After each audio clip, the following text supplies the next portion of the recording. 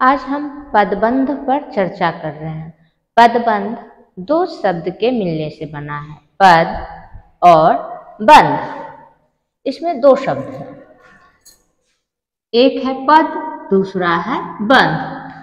पद का बंधना, पद का आपस में मेल होना पदबंध कहलाता है। तो ये पद क्या है, हम समझते हैं इसे एक उदाहरण के माध्यम से। लड़का एक स्वतंत्र शब्द है, जबकि लड़का जाता है वाक्य में लड़का एक पद है जो शून्य प्रत्यय जोड़कर बनाया गया है। जबकि छोटा लड़का जाता है वाक्य में छोटा लड़का एक पदबंध है जो दो पद छोटा और लड़का के मिलने से बना है।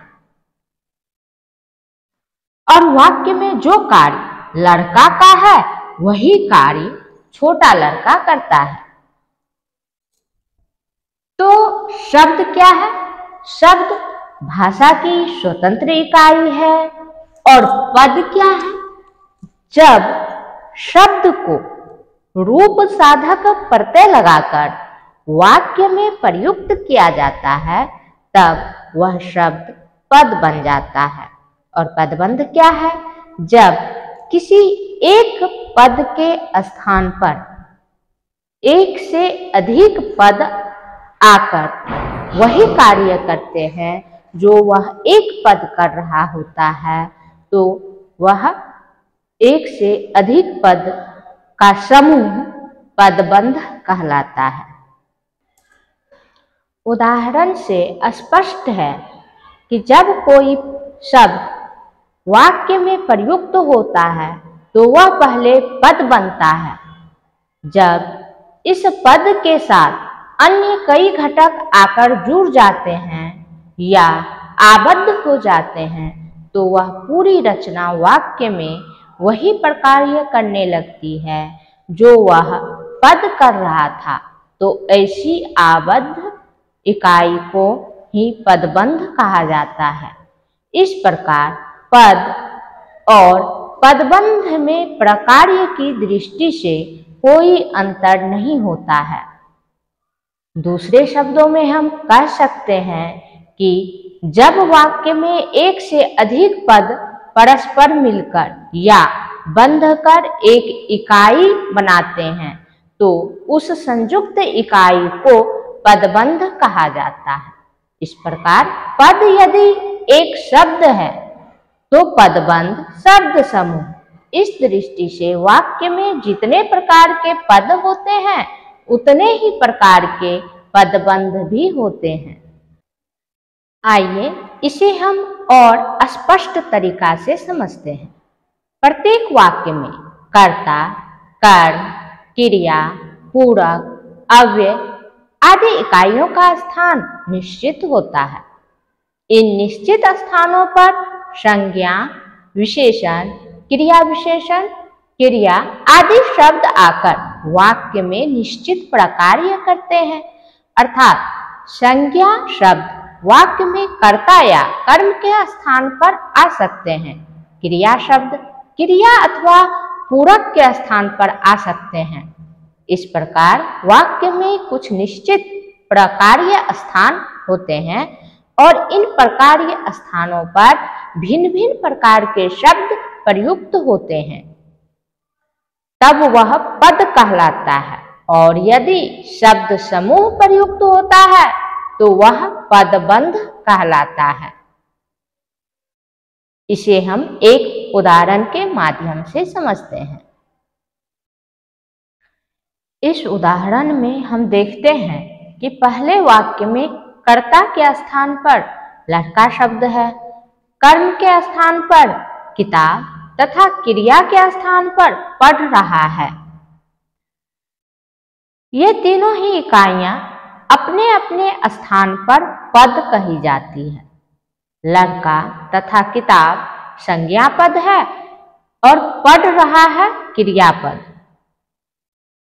दूसरे तथा तीसरे वाक्य में कर्ता और कर्म के स्थान पर आने वाले इन पदों में कुछ और शब्द जोड़े गए हैं, परंतु वाक्य में जहां लड़का का प्रयोग होता है उसी स्थान पर आपका लड़का या आपका छोटा लड़का का प्रयोग हो रहा है और ये परस्पर मिलकर वाक्य में वही कार्य कर रहे हैं जो कि लड़का पद कर रहा था, अतः ये पदबंध हैं। इसी प्रकार कर्म के स्थान पर भी अपनी किताब अथवा अपनी नई किताब पूरी एक इकाई के रूप में किताब के स्थान पर आ रहे हैं, अतः ये सभी पदबंध हैं। उदाहरणों के द्वारा हम पाते हैं कि वाक्य में कर्ता, कर्म, क्रिया, पूरक आदि स्थानों पर यदि एक शब्द प्रयुक्त होता है तो वह पद है और एक से अधिक शब्द मिलकर एक इकाई के रूप में प्रयुक्त होते हैं तब उन्हें पदबंध कहा जाता है। अतः हम निष्कर्ष रूप में कह सकते हैं कि पद और पदबंध में प्रकार्य की दृष्टि से कोई अंतर नहीं होता। जो प्रकार्य वाक्य में लड़का पद द्वारा संपन्न किया जाता है वही आपका लड़का या आपका छोटा लड़का के द्वारा संपन्न किया जाता है। क्योंकि पद की सत्ता वाक्य में ही है, वाक्य से बाहर होने पर पद शब्द हो जाता है, इसलिए पदबंध की भी संकल्पना वाक्य से बाहर नहीं की जा सकती है। पदबंधों का अस्तित्व भी वाक्य में ही होता है।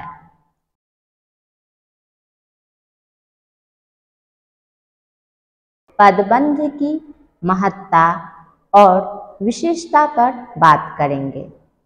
पदबंध में एक से अधिक पद होते हैं, अर्थात पद एक शब्द है तो पदबंध एक से अधिक शब्दों का समूह। इसमें पदों का संबंध इस प्रकार होता है कि वह एक इकाई बन जाता है। पदबंध सदा किसी वाक्य का अंश होता है। पदबंध के शब्द क्रम निश्चित होते हैं। समस्त पदों के विग्रह प्रायः पदबंध हो जाते हैं। एक शब्द के लिए अनेक शब्द प्रायः पदबंध होते हैं। मुहावरे प्रायः पदबंध होते हैं, लेकिन सभी पदबंध मुहावरे नहीं होते। प्रकार्य की दृष्टि से पद और पदबंध में कोई अंतर नहीं होता। पदबंध में चूंकि एक से अधिक घटक होते हैं, अतः पदबंध को एक रचना माना जाता है। पदबंध की महत्ता। वाक्यों में पदबंधों की बहुत बड़ी महत्ता है। पदबंध में एक से अधिक पद रहते हैं, अतः वे अधिक गंभीर और सूक्ष्म भावों की अभिव्यक्ति कर सकते हैं। प्रकार्य की दृष्टि से पदबंध को 5 वर्गों में बांटा गया है। संज्ञा पदबंध, सर्वनाम पदबंध, विशेषण पदबंध, क्रिया विशेषण पदबंध या अव्यय पदबंध और क्रिया पदबंध। संज्ञा पदबंध। वाक्य में संज्ञा के तरह कार्य करने वाला पद समूह संज्ञा पदबंध कहलाता है। संज्ञा पदबंध वे पदबंध होते हैं जो वाक्य में संज्ञा की तरह प्रयुक्त होते हैं। संज्ञा पदबंध की सबसे बड़ी विशेषता है कि इसमें एक संज्ञा शब्द अवश्य मौजूद रहता है। उदाहरण के लिए, इतने धनी मानी व्यक्ति, भारत के प्रधानमंत्री, गोली से घायल बच्चे आदि। संज्ञा पदबंध की निर्माण विधि इस प्रकार है। पहला, विशेषण और संज्ञा, जैसे रमेश एक अच्छा लड़का है। दूसरा, कृदंत और संज्ञा, जैसे वह पढ़ने वाला छात्र है। तीसरा, संबंध कारक और संज्ञा, जैसे सोनसरी के लोग अच्छे हैं।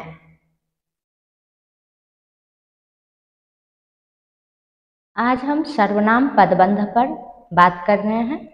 सर्वनाम पदबंध, जो पदबंध वाक्य में सर्वनाम के स्थान पर प्रयुक्त होते हैं उनको सर्वनाम पदबंध कहा जाता है। जैसे वह अपने घर चला गया, वाक्य में वह सर्वनाम पद है, जबकि दूसरे वाक्य वह बेचारा अपने घर चला गया, वह के स्थान पर वह बेचारा सर्वनाम पदबंध है। अतः वाक्य में सर्वनाम का काम करने वाला पद समूह सर्वनाम पदबंध कहलाता है। वाक्य में सर्वनाम का काम करने वाला पद समूह सर्वनाम पदबंध कहलाता है।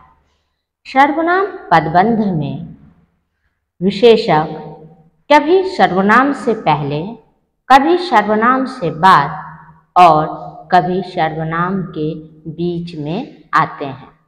जैसे वह बेचारी करती भी क्या, वाक्य में वह सर्वनाम के बाद बेचारी विशेषक आया है। इसी तरह वह अभागा कुछ भी न कर पाया, कोई गरीब कहाँ से खिलाए बच्चे को, मैं दुखिया और करता भी क्या।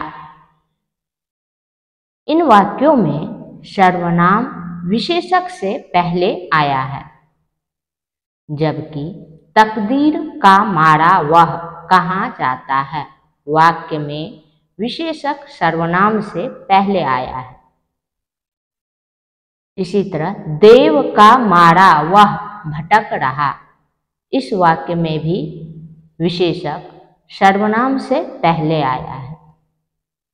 उस बेईमान को कौन नहीं जानता, वाक्य में उस को सर्वनाम के बीच में बेईमान विशेषक आया है। इसी तरह उस अभागे से गलती हो गई, वाक्य में उस से के बीच में अभागे विशेषक आया है। वाक्य में सर्वनाम पदबंध तथा संज्ञा पदबंध दोनों एक ही प्रकार्य करते हैं, अर्थात दोनों के व्याकरणिक प्रकार्य समान होते हैं। अतः वाक्य विश्लेषण के संदर्भ में सर्वनाम पदबंध को भी संज्ञा पदबंध के अंतर्गत शामिल कर लिया जाता है। इसलिए कुछ व्याकरण में पदबंध 4 ही स्वीकृत किए गए हैं: संज्ञा, विशेषण, क्रिया और क्रिया विशेषण पदबंध। सर्वनाम को संज्ञा पदबंध के अंतर्गत सम्मिलित कर लिया। आज हम विशेषण पदबंध पर बात कर रहे हैं। विशेषण पदबंध, जो पदबंध वाक्य में विशेषण के स्थान पर प्रयुक्त हो सकते हैं, उन्हें विशेषण पदबंध कहा जाता है। दूसरे शब्दों में किसी संज्ञा की विशेषता बतलाने वाले पद समूह को विशेषण पदबंध कहा जाता है। उदाहरण के लिए, नाली में बहता हुआ पानी, चप्पल, बोतल, कुछ भी। चांद से भी प्यारा, मुखड़ा, चेहरा। 1 किलो भर आटा, चावल, गेहूं, कुछ भी। विशेषण पदबंधों में विशेषक घटक कई प्रकार के हो सकते हैं, जैसे अधिकता बताने वाला, बहुत सुंदर, अत्यंत, कठिन। तुलनावाची, मुझसे छोटा, उससे सुंदर, तुमसे अच्छा। उपमावाची, हिरन जैसी आंखें, तुम जैसा ईमानदार, शेर जैसा शक्तिशाली। अनुमानवाची, लगभग सभी, लगभग 300, लगभग 2.5 किलो। हिंदी में विशेषण पदबंध वाक्यों से स्वतंत्र रूप में भी प्रयुक्त हो सकते हैं और संज्ञा के एक विशेषक के रूप में भी। उदाहरण के लिए स्वतंत्र पदबंध के रूप में वह लड़का बहुत ईमानदार निकला, वह लड़का बहुत बेईमान निकला, आप तो बहुत मालदार हैं, वह थोड़ा लालची है, यह साड़ी बहुत सुंदर है, तुम इतने ईमानदार हो, मैं नहीं जानता था। इन सभी वाक्यों में रेखांकित सभी पदबंध विशेषण पदबंध हैं तथा वाक्य में स्वतंत्र रूप में प्रयुक्त हुए हैं। संज्ञा पदबंध के विशेषक के रूप में मेरा काला कुत्ता भूखा है। इस वाक्य में मेरा काला कुत्ता पूरी रचना संज्ञा पदबंध है, परंतु मेरा काला विशेषण पदबंध है जो एक इकाई के रूप में संज्ञा की विशेषता बता रहा है। इस विशेषण पदबंध में आने वाले सभी घटक परस्पर मिलकर संज्ञा पदबंध के विशेषक बनकर आ रहे हैं। इसके अन्य उदाहरण हैं तुम्हारा छोटा भाई कहाँ जा रहा है। इस वाक्य में तुम्हारा छोटा विशेषक पदबंध है, जबकि तुम्हारा छोटा भाई संज्ञा पदबंध है। तुम्हारा छोटा भाई के विशेषक के रूप में प्रयुक्त हुआ है। इसी तरह तुम 1 किलो मीठा दूध ले आओ। इस वाक्य में 1 किलो मीठा विशेषण पदबंध है और 1 किलो मीठा दूध संज्ञा पदबंध है। मेरी 4 हरे रंग की चादरें फट चुकी हैं। इस वाक्य में मेरी 4 हरे रंग की विशेषण पदबंध है, जबकि मेरी 4 हरे रंग की चादरें संज्ञा पदबंध हैं। जो पदबंध वाक्य में क्रिया का काम करते हैं वे क्रिया पदबंध कहलाते हैं। क्रिया पदबंध का निर्माण मुख्य क्रिया और सहायक क्रियाओं के योग से होता है। जैसे वह 5 वर्षों तक पढ़ता रहा है। कुसुम प्रायः भात खाना पसंद करती है। मैं गेंद खेल सकता हूँ। अन्य उदाहरण है लौटकर कहने लगा, जाता रहता था, कहा जा सकता है। ये सब क्रिया पदबंध है। वाक्य में प्रायः क्रिया पदबंध के रूप में ही प्रयुक्त होते हैं। आज हम क्रिया विशेषण पदबंध पर बात कर रहे हैं। क्रिया विशेषण का काम करने वाला पद समूह क्रिया विशेषण पदबंध कहलाता है। वाक्य में जिस प्रकार की सूचनाएं क्रिया विशेषण पदों द्वारा प्राप्त होती है, वही सूचनाएं क्रिया विशेषण पदबंधों से भी प्राप्त होती है। जैसे स्थानवाची छत के ऊपर, घर के चारों ओर, मेज के ऊपर। समयवाची आज शाम को, कल 3 बजे, दोपहर ढले, 2 माह पहले, इस माह के अंत तक। रीतिवाची बहुत परेशानी से, जोर से हंसते हुए, बड़े ध्यान से, तेजी से दौड़कर। कारणवाची भूख के कारण, प्यास के मारे, रात भर पढ़ते पढ़ते, किसी न किसी तरह। करणवाची मोटे डंडे से, अपनी लाठी से, तेज चाकू से।